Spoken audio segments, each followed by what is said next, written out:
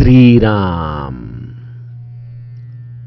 आपल्या सर्वांच्या हृदयस्थ वसणाऱ्या आत्मारामास साष्टांग प्रणिपात करून गोस्वामी तुलसीदास रचित श्री रामचरितमानस या ग्रंथातील जो सप्तम सोपान उत्तरकांड याचं आपण चिंतन करत आहोत.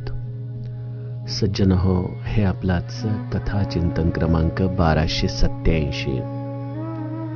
आपण गेल्या कथा चिंतनामध्ये निजजन या शब्दाची व्याख्या बघितली. भगवंताचं होणं, त्याने आपलं म्हणणं हे परमार्थामध्ये एक फार मोठं पद आहे. त्यासाठी लागणारी कृती अत्यंत सोपी आहे. केवळ भगवंताला मी तुला शरण आलो आहे एवढं म्हणता क्षणी भगवंत आपल्याला त्याचं निजजन म्हणून स्वीकारतो. परंतु सज्जनो, जसं लौकिकामध्ये देखील आपण काही नाती ही झटकन स्वीकारतो परंतु निभावू शकत नाही, तसं भगवंत तर आम्हाला क्षणामध्ये स्वीकारतो की तू माझा आहेस, परंतु भगवंत हा माझा आहे ही भावना आमच्या हृदयामध्ये मात्र काही केल्यास स्थिरावू शकत नाही. जो भगवंताचा निजजन झालेला आहे त्याची अवस्था कशी असते हे या भुशुंडीजींच्या चरित्रातून आपण बघितलं. ज्याचं रोम रोम या भगवंताच्या प्रेमाने, त्याच्या स्मरणाने ओथंबून वाहत आहे. असं सज्जनो, हे भुशुंडी चरित्र आपण या रामचरितमानसच्या अंतिम टप्प्यामध्ये अभ्यासत आहोत. भुशुंडीजींनी प्रभू रामचंद्रांचं महात्म्य गायला सुरुवात केलेली आहे आणि ते एकच प्रश्न म्हणतायत की अस सुभाव कहूं सुनऊ न देखूं की खगेस रघुपती समलेखूं. प्रभू रामचंद्रांसारखा स्वभाव दुसरा कुठं ऐकवीत नाही, पाहण्यातही नाही. म्हणून हे पक्षीराज, माझ्या रामासारखं मी दुसरं कोणाला समजू. सज्जनो, कालच्या काही चौपायांचं आपलं चिंतन राहिलंय, परंतु आपण सर्वप्रथम पुढील दोह्याचं गायन करूयात. मैं कृतकृत्य भयं तव बानी, सुनी रघुबीर भगति रससानी. राम चरण नूतन रति भई, माया जनित विपति सब गई. मोह जलधि बोहित तुम भये, मोकहनाथ विविध सुख दये. मोपहि होई न प्रति उपकारा, बंदौ तव पद बारहि बारा. पूरन काम राम अनुरागी, तुम समतात न को बड़ भागी. संत बिटप सरिता गिरिधरनी, परहित हेतु सबन कै करनी. संत हृदय नवनीत समाना, कहा कभी न परी कहे न जाना. निज परिताप द्रवई नवनीता, पर दुख द्रवई संत सुपुनीता. जीवन जन्म सुफल मम भयऊ, तव प्रसाद संशय सब गयऊ. जाने हूँ सदा मोहि निज किंकर, पुनि पुनि उमा कहही बिहंग बर. तासु चरण सिरुनाई करी, प्रेम सहित मति धीर. गयऊं गरुड़ बैकुंठ तब, हृदय राखि रघुबीर. गिरिजा संत समागम, समन लाभ कछु आन. बिनु हरि कृपा न होई सो, गावहि वेद पुराण. सियावर रामचंद्र प्रिय हो.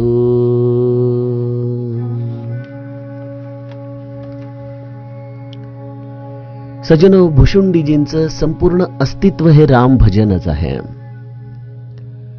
श्री महाराज म्हणायचे की जसं तुम्हाला संताच्या अंतरंगाची अवस्था कळू शकणार नाही, तशी संताला देखील तुमच्या देहबुद्धीची अवस्था कळू शकत नाही. समर्थ देखील एके ठिकाणी म्हणतात की जे तुम्हाला आम्ही इतकं घसा कोरडा करून शिकवतो ते तुम्हाला तुमच्या आचरणामध्ये आणता येत नाही, आणि जे तुम्हाला कोणी शिकवलं नाही ते तुम्ही विसरायला तयार नाही. मी म्हणजे देह या भूमिकेपासून आम्ही ढळूच शकत नाही, आणि त्यामुळे आमचं समस्त अस्तित्व हे विषय चिंतन आहे. सज्जनो, या भूमिकेतून आम्ही भुशुंडीजींना केवळ एक कावळा समजू शकतो, एक शापित जीव समजू शकतो. श्री महाराज म्हणतात ना की संताला ओळखण्यासाठी आपल्यामध्ये देखील काही संताचे गुणधर्म असले पाहिजेत. कोण आहे संत? कोणाला म्हणायचं संत? ज्याच्या आदी आणि अंत या दोन्हीही गोष्टींमध्ये केवळ आणि केवळ भगवंत आहे, केवळ त्याचं स्मरण आहे, तो संत आहे. श्री महाराज म्हणतात जसा एखादा हरिदास कीर्तनामध्ये समेवरती येतो, पुन्हा मूळ विषयाकडे येतो, त्याप्रमाणे संताची प्रत्येक कृती ही भगवंताच्या स्मरणरूपी समेवरती येते. भुशुंडीजींनी एवढं समस्त चरित्र गायलं, परंतु क्षणोक्षणी ते रामस्मरणावरती, रामाच्या लीलेवरती, रामाच्या धामावरती, रामाच्या रूपावरती आपलं असलेलं हे प्रेम व्यक्त केल्याशिवाय राहत नाहीयेत. एकीकडे आपली दैन्यता सांगत असताना, आपली ही विषय लोलुपता सांगत असताना, रामाचं मोठेपण मात्र वारंवार भुशुंडीजी आपल्याला सांगतायत. सज्जनो, हे आहे संत हृदय. संत हे भगवंताला जाणतात आणि म्हणून भगवंत देखील त्यांचा ऋणी होऊन जातो. प्रभू रामचंद्र माता शबरीला त्यामुळेच म्हणतात की मोते अधिक संत करी लेखा, माझ्यापेक्षा देखील संतांना श्रेष्ठ समज. सज्जनो, संत हे परमार्थाची चालती बोलती युनिव्हर्सिटी आहेत, ज्यांचा केवळ आपण संग केला असता आम्हाला संत हृदयातून काही असे परागकण मिळतात ज्याने आमचं वृत्त्यंतर होऊन जातं. आपणच आपल्या स्वतःमध्ये होणारे बदल साक्षीत्वाने पाहू शकतो. ही आहे सत्संगती. संत चरित्र याचाच अभ्यास आपण या पुढील दोह्यामध्ये करणार आहोत, आणि त्यासाठी भुशुंडीजी रूपी हे संत चरित्र आम्हाला बारकाईने अभ्यासलं पाहिजे. सज्जनो, ज्याला भगवंताने निजजन हे पद दिलेलं आहे, त्या निजजनाच्या अंतरंगाची अवस्था ही अनुर्वाच्य आहे, जी बुद्धीच्या आधाराने आम्हाला ओळखता येऊ शकत नाही, ज्याला आम्ही तर्काच्या आधाराने समजून घेऊ शकत नाही. असं हे समर्पणाचं हृदय म्हणजे संत हृदय आहे. भुशुंडीजी स्वतःला अत्यंत लीन दीन करत गरुडावरती कृतज्ञतेचा वर्षाव करतायत की तुमच्यामुळे मला वाणी पवित्र करणारी ही रामकथा गायला मिळाली. आपण श्रेष्ठ आहात, आपण धन्य आहात.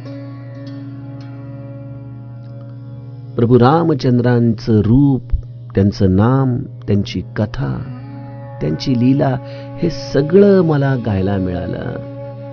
खरोखर ज्या प्रभू रामचंद्रांचे चरण शिवजी आणि ब्रह्माजी द्वारा पूज्य आहेत, अशा रामाने माझ्यावरती कृपा केली, मला निमित्त केलं आणि माझ्याकडून हे त्याचं सुंदर चरित्र स्मरण रूपाने गाऊन घेतलं. बघा तर खरं, कुठलीही पात्रता नसताना अशा हीन दिनावरती कृपा करणाऱ्या प्रभू रामचंद्रांच्या सारखा दुसरा कोण असेल? कोण असेल? त्यांचा स्वभाव ना कधी ऐकण्यात आहे ना कधी पाहण्यामध्ये आहे. खरोखर प्रभू रामचंद्रांच्या सारखं दुसरा मी कोणाला समजू?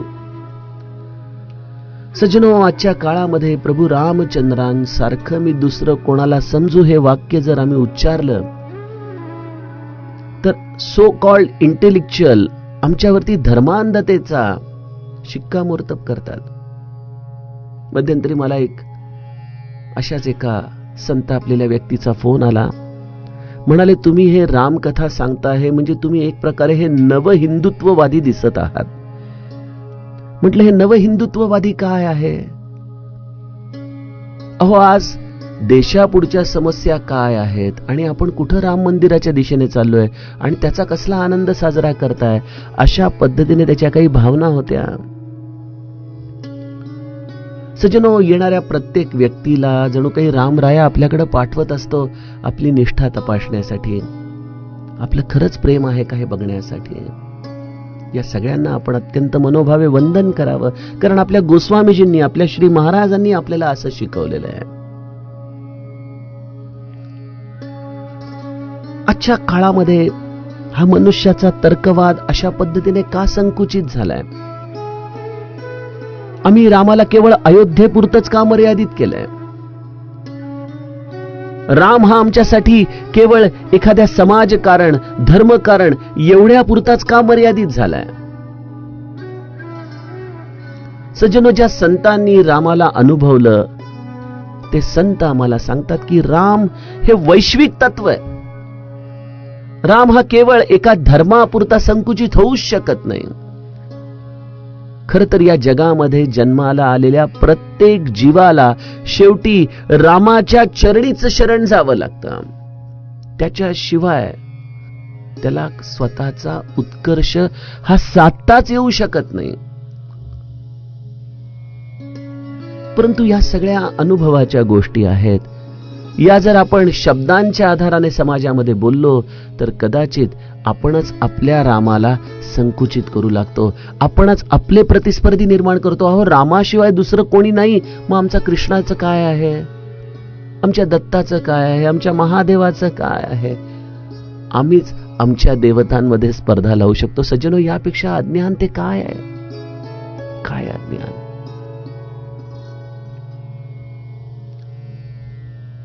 राम या वैश्विक तत्वाचा अर्थ आम्हाला नीट समजून घेतला पाहिजे. राम याचा अर्थ निर्मळ आनंद, अकारण प्रसन्नता, याचं नाव आहे राम. आणि प्रसन्नता कोणाला नकोय मला सांगा?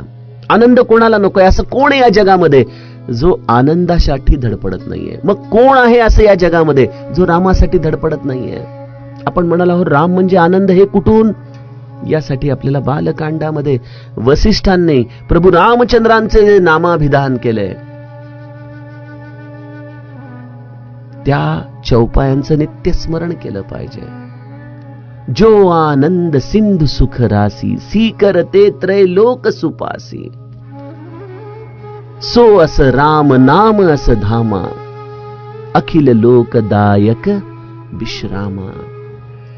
समस्त जगाला विश्राम देणारा हा आनंद सिंधू, याला वसिष्ठांनी आपल्या हातामध्ये घेतलं आणि त्याला राम असं नाम दिलं. त्यामुळे राम हे केवळ व्यक्तीचं नाम नाही, हे केवळ दशरथ आणि कौसल्याच्या पोटी जन्माला आलेल्या सुपुत्राचं नाम नाही.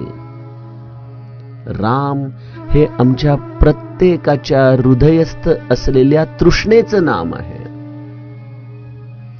त्याची आज आम्हाला सगळ्यांना खरी गरज आहे. मग तो कुठल्याही धर्माचा असो, कुठल्याही पंथाचा असो, कुठल्याही संप्रदायाचा असो, तुम्ही कुठल्याही मार्गाने चालणारे असो, तुम्हाला प्रसन्नता आणि आनंद या दोनच गोष्टींचा शोध आहे.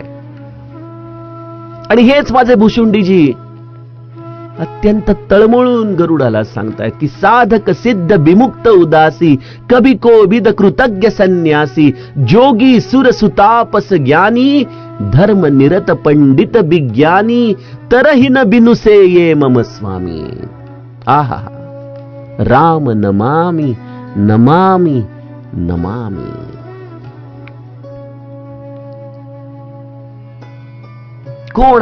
कोण आहे असे या जगामध्ये?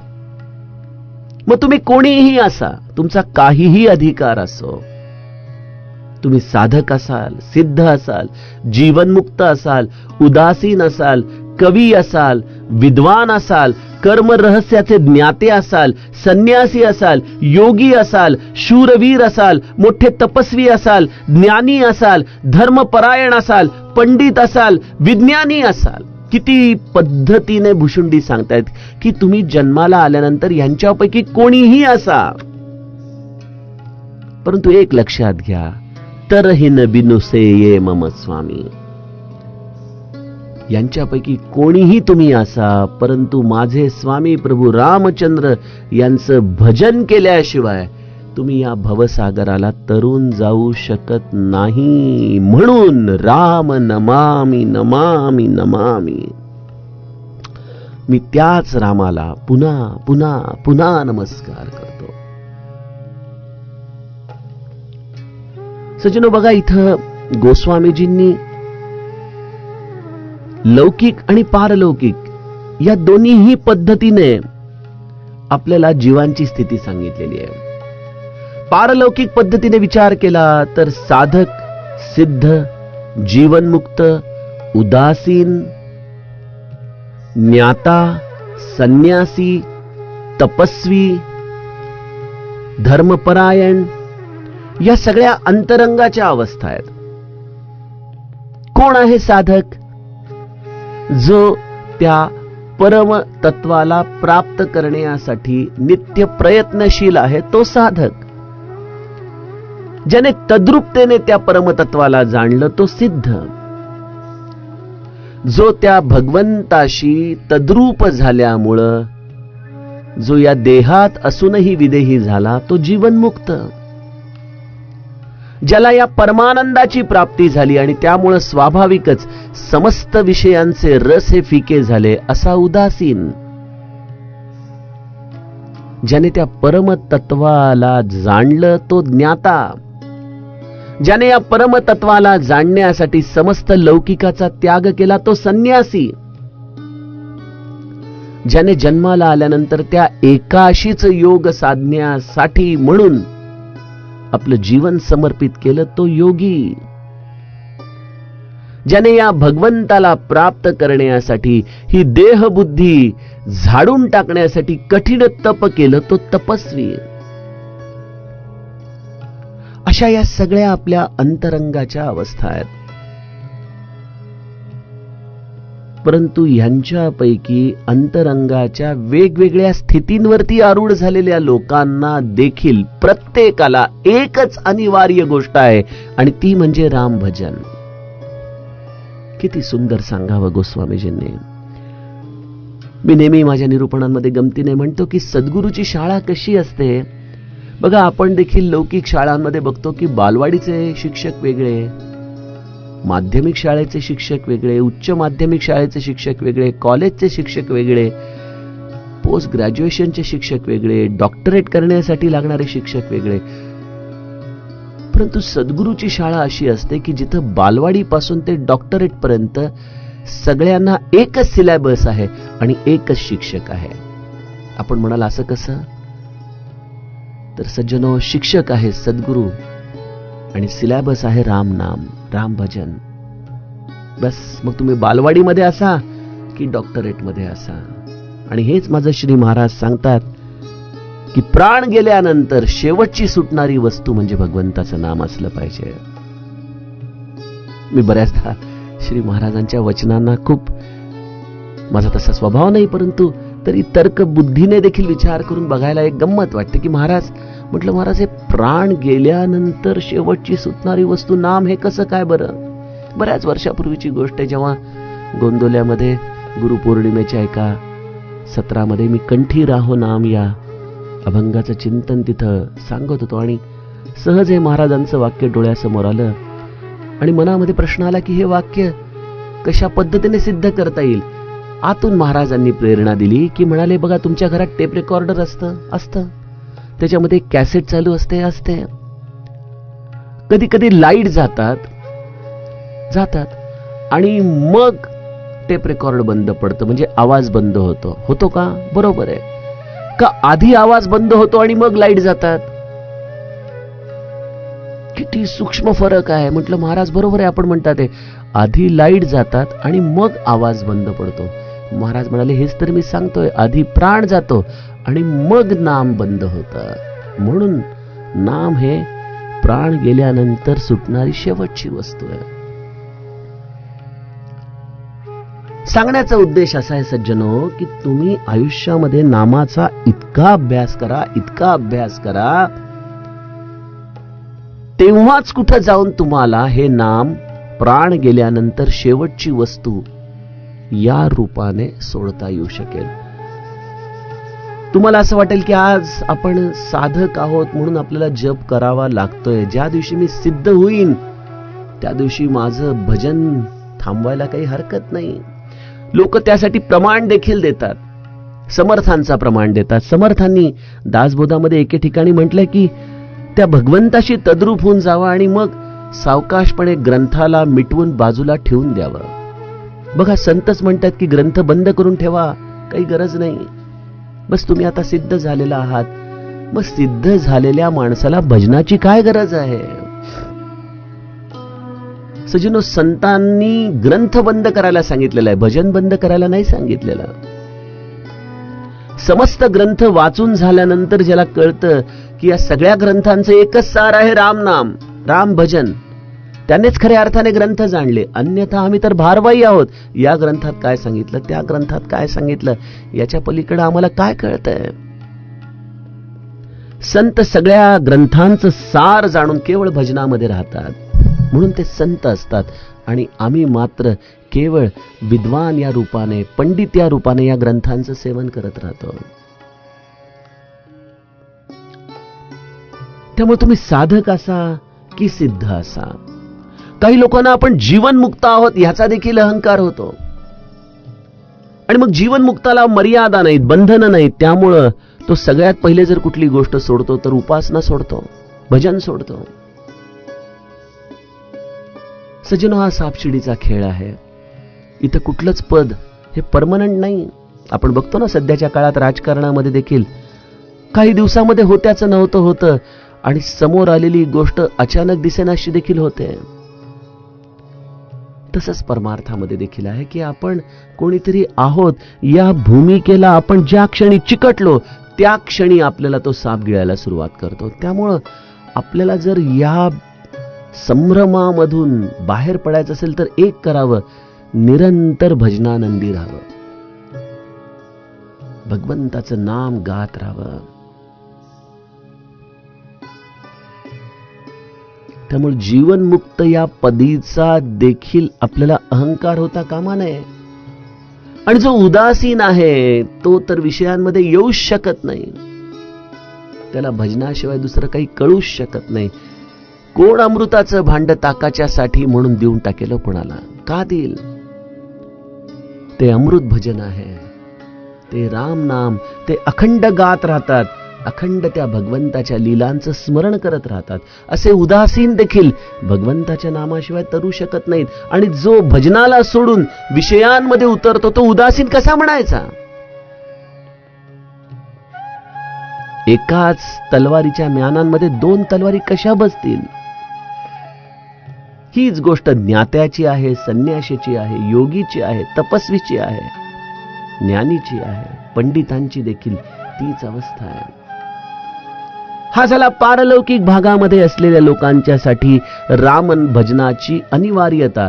आणि लौकिकामध्ये देखील जी लोक आहेत, मग कोणी कवी असेल, कोणी विद्वान असेल, कोणी कर्म रहस्याचे ज्ञाते असतील, कोणी मोठे शूरवीर असतील, कोणी मोठे ज्ञानी असतील, कोणी मोठे पंडित असतील, तुम्ही कोणीही असा लौकिक दृष्टीने. मी तर कदाचित चौपायांची मर्यादा संपल्यामुळं, शब्दांच्या असलेल्या या छंदामुळं गोस्वामीजींनी कदाचित सर्व लोकांना यामध्ये नामोल्लेख करून लिहिता येणं टाळलं असावं. परंतु बालकांडामध्ये गोस्वामीजी म्हणतात ना की आकर 4,84,000, या 84 योनीमध्ये जन्माला आलेल्यापैकी तुम्ही कोणीही असा. आता अजूनही काय सांगावं? कोणीही असा तरही न बिनुसे मम स्वामी.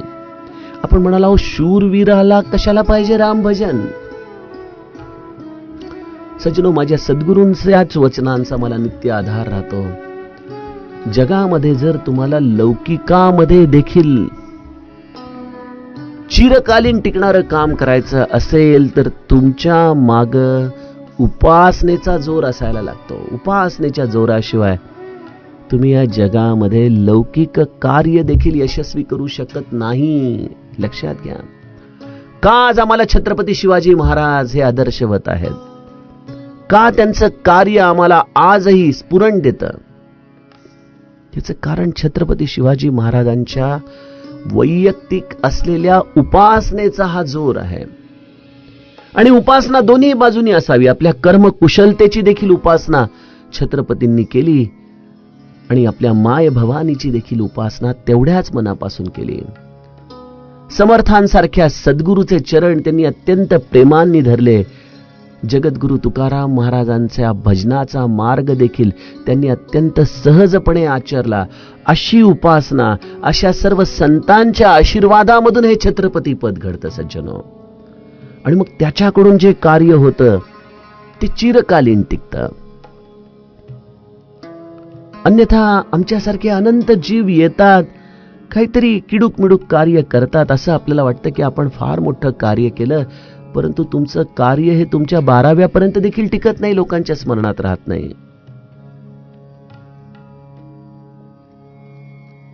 ज्याला लौकिकामध्ये काहीतरी कार्य करावं असं वाटतंय, किंबहुना ज्यांचा जन्म या लौकिक कार्यासाठी झालेला आहे, त्यांना देखील राम भजनाच्या शिवाय दुसरा मार्ग नाही. आणि माझ्या रामाने हातामध्ये चिपळ्या घेतलेल्या नाहीयेत, वीणा घेतलेली नाहीये. माझ्या रामाने हातामध्ये धनुष्यबाण घेतलेला आहे. माझ्या रामाने राक्षसांचा निपात करून दाखवलेला आहे. त्याचं हे चरित्र तुमच्या पुरुषार्थाला एक प्रकारे प्रेरित करतं. मी नेहमी माझ्या प्रोजेक्ट मॅनेजमेंटमध्ये रामाचं उदाहरण देताना म्हणतो की अरे, जेव्हा सीताजींचं अपहरण झालं तेव्हा रामाकडे काय होतं? एक ईश्वर या तत्वापासून त्याला दूर करून एक मनुष्य रूपाने बघा काय होतं रामाकडे. आपला धाकटा भाऊ, एक धनुष्य आणि अत्यंत दुःखित अंतःकरण. आपण त्या रामाच्या ठिकाणी जाऊन विचार करावा की अरे, आता सीताजी तर मला पाहिजेत, आता काय करू मी? जटायूकडून कळते की रावण घेऊन गेला. रावण त्या काळचा विश्वविजेता. आता रावणाशी लढायचंय, आपल्याकडे तर केवळ आपला भाऊ आहे. काय करायचं? मी जर त्याच्या ठिकाणी असतो तर निश्चित परत अयोध्येला परत गेलो असतो आणि म्हटलं असतं की भरतजी, अहो ते वडिलांचं वचन काही वेळ दूर ठेवा, मला सैन्य द्या बाबा, मला लढायचंय त्या रावणाशी, माझ्याकडे सैन्य नाहीये. परंतु माझ्या रामाने तसं केलं नाही. म्हणून तो राम आहे. त्याने वानर अस्वलांची सेना जमवली आणि अशा वानर अस्वलांच्याकडून त्यावेळच्या विश्वविजेत्या रावणाला ज्याने हरवलं तो राम आहे. मग मला सांगा की आज आम्ही इंडस्ट्रीमध्ये प्रोजेक्ट मॅनेजमेंटमध्ये म्हणतो लोक चांगली नाहीत, नाहीतर आमचे पण प्रोजेक्ट चांगले झाले असते. रामायणाचा आदर्श ज्याच्याकडे आहे तो जे काही उपलब्ध आहे त्याच्यामधून सर्वोत्तम कसं करायचं हाच प्रेरणेचा भाग रामायणातून घेतो. म्हणून रामाचं चरित्र हे शूरवीरांसाठी, कर्मरहस्याच्या ज्ञात्यांसाठी, धर्मपरायणांसाठी, पंडितांसाठी, विज्ञानींसाठी, सांसारिकांसाठी, सोडा जीव जंतूंसाठी, कृमी कीटकांसाठी, प्रत्येकासाठी रामभजन अनिवार्य आहे. आपण म्हणालो कृमी कीटक कसे करतात रामभजन? सजनो, प्रत्येकाची भजनाची तरा वेगळी आहे. आम्हाला ते कळू शकत नाही एवढंच. आमच्या गोंदवल्याला साळुंक्या रात्रभर चिवचिवाट करायच्या. मनात एकच विचारायचा की त्यांचं हे राम भजन चाललेलं आहे. बऱ्याचदा जे खरकट उरलेलं प्रसादाचं अन्न असायचं त्याच्यावरती मुंग्या, जिथं ते साठवलं जायचं त्याच्यावरती फिरत असायच्या, त्याचं पान करत असायच्या. हे कृमी कीटक देखील या उच्छिष्टाचं भक्षण करून रामाचं भजनच करत असतात. काय सांगावं आपल्याला?